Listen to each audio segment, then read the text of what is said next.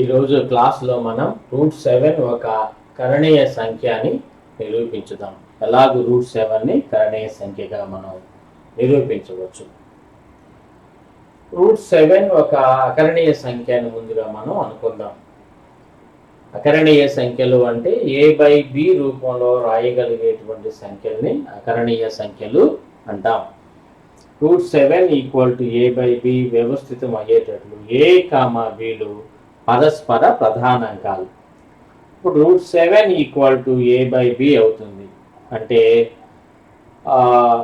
a/b √7 అడ్డగుణకారం చేసామనుకోండి, √7b a అవుతుంది. అడ్డగుణకారం చేసిన తర్వాత √7² b² a² అవుతుంది. a స్క్వేర్కి రూట్కి క్యాన్సిల్ అయితే 7b² a². అప్పుడు ఈ 7ని RHS వైపు కనుక తీసుకెళ్తే b² a²/7 అవుతుంది. b² a²/7. తర్వాత 7b² a². ఇప్పుడు b² a²/7. a²/7 అంటే అర్థం ఏమిటి అని అంటే a²ని 7 భాగిస్తుంది. ఏ సిద్ధాంతం ప్రకారం? 1.3 సిద్ధాంతం ప్రకారం ఏని కూడా భాగిస్తుంది.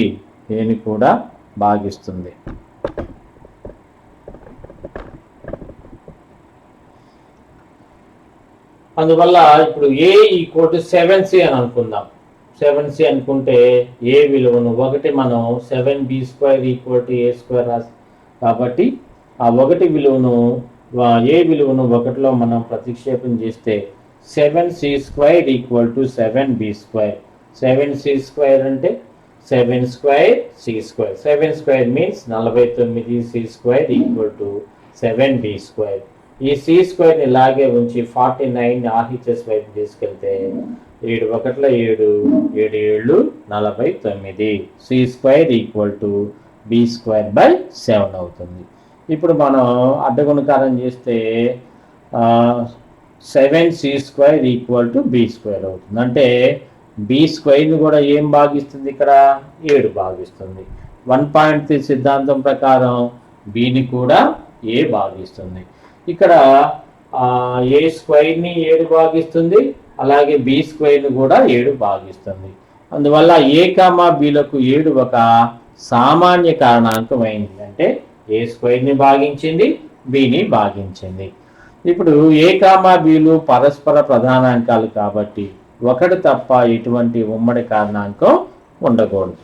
అందువల్ల మనం ప్రతిపాదించిన √7 ఒక అకరణీయ సంఖ్యాభావానికి ఇది విరుద్ధం. కావున √7 ఏ సంఖ్య అవుతుందయ్యా అని అంటే √7 ఒక కరణీయ సంఖ్య అవుతుంది.